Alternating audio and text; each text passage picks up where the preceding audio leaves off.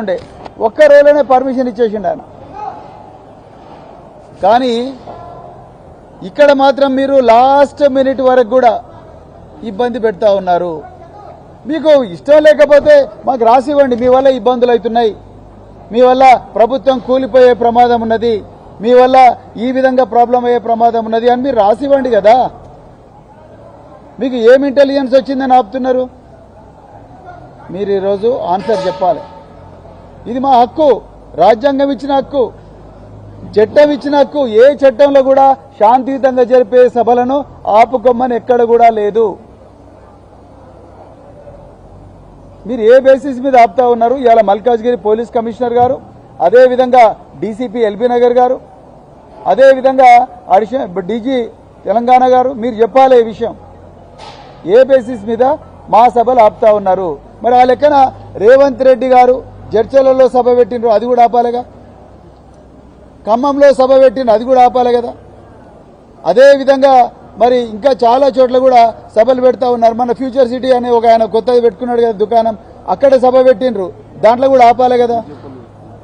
ఇక్కడ కోయడలో మీటింగ్ పెట్టిండ్రు, అక్కడ కూడా మొన్న కోయడలో మార్కెట్ వాళ్ళ దగ్గర మీటింగ్ పెట్టిండ్రు, అక్కడ కూడా ఆపాలి కదా. మరి అక్కడ కూడా ఇదే ప్రాబ్లం. మాకు ప్రాబ్లం అయినప్పుడు ఆయనకు కూడా ప్రాబ్లం కావాలి. ఆయన కూడా మరి ప్రతిపక్షాలను విమర్శిస్తున్నాడు.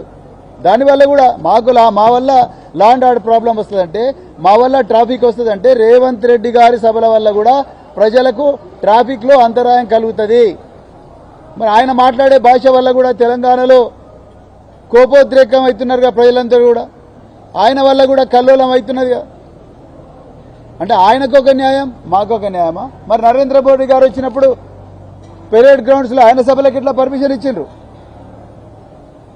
మీరు ముఖ్యమంత్రి గారు, బండి సంజయ్ గారు, నరేంద్ర మోడీ గారు ఒకవైపు మైనర్ బాలిక ఏడుస్తూ ఉంటే అత్యాచారం జరిగిందని కడుపుబ్బా నవ్వుకున్నారు కదా వేలాది మంది ప్రజల ముందర. అదే పరేడ్ గ్రౌండ్స్ లో దానికి ఎట్లా పర్మిషన్ ఇచ్చిండ్రు డీజీపీ గారు? మరి మాకెందుకు పర్మిషన్ ఇవ్వడం లేదు? అది లాస్ట్ మినిట్ లో. రేపు 10 గంటలకు సభ అవుతున్నది, అన్ని కూడా అయిపోయినాయి. ఇప్పుడు మాకు ఇంతవరకు పర్మిషన్ ఇవ్వకపోతే ఏమనుకోవాలి? అంటే మీ ఉద్దేశం ఈ పర్మిషన్ ఇవ్వనంత వల్ల జనాలు అవుతారనుకుంటున్నారా? ఇంపాసిబుల్, అసాధ్యం. మీరు పర్మిషన్లతోని మా గొంతుకు నొక్కగలరేమో కానీ ప్రజల గుండెలను, వాళ్ళ గుండె చప్పుడును ఆపలేరు రేవంత్ రెడ్డి గారు.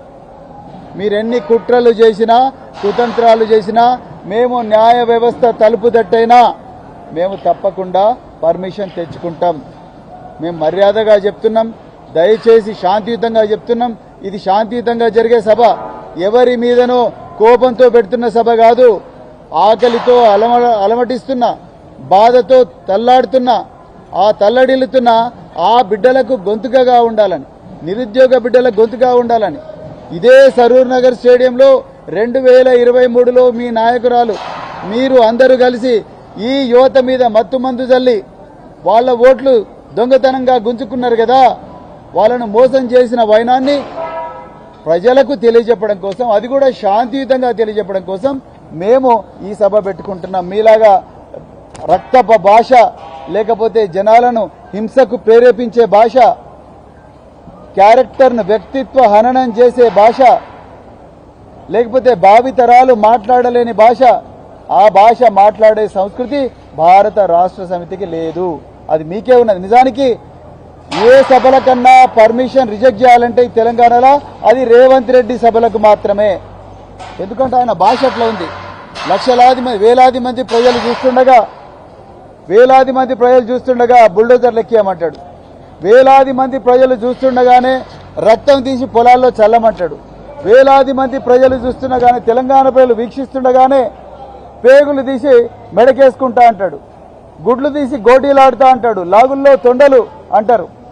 చివరికి తెలంగాణ తీసుకొచ్చిన పోరాట యోధులు, తెలంగాణ తొలి ముఖ్యమంత్రి చావును కోరుకుంటున్నాడు వేలాది మంది ప్రజల సమక్షంలో.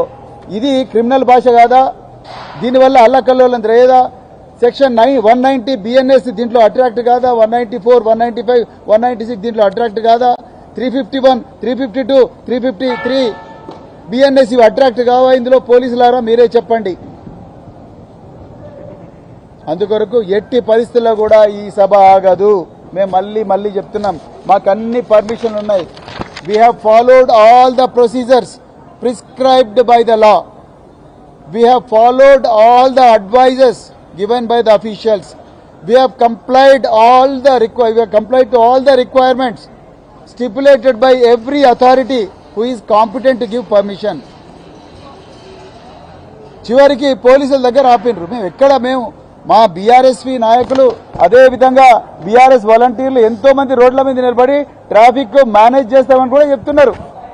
మీరు ఏం కావాలంటే అది చెప్తున్నారు, ఏం కావాలంటే అది ఒప్పుకుంటున్నాం. అట్లాంటప్పుడు మీరు how can you deny the permission to us, how can you delay the permission? మీరు ఆన్సర్ చెప్పాలి. మళ్ళీ నేను పోలీస్ అధికారులకు చెప్తున్నా, పరిపాలనా శాఖ వాళ్ళకి చెప్తున్నా, దయచేసి మీరు రేవంత్ రెడ్డి గారి అక్రమ ఆదేశాలు పాటించకండి, చట్ట ప్రకారం నడుచుకోండి. మేము మీరు చెప్పిన ఆదేశాలన్నీ పాటిస్తూనే ఉన్నాం.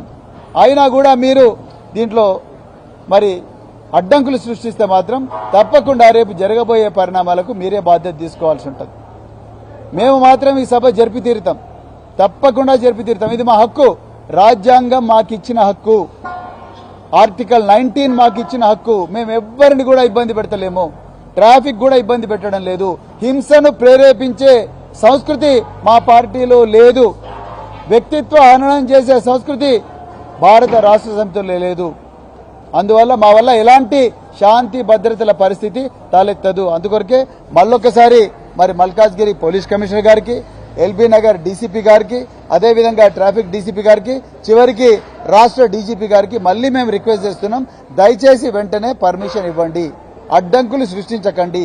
మీరు అడ్డంకులు సృష్టిస్తే దీని ఇంపాక్ట్ తెలంగాణ రాష్ట్రం మీద అంతుంటది.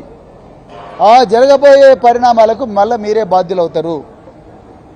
జై తెలంగాణ, జై కేసీఆర్.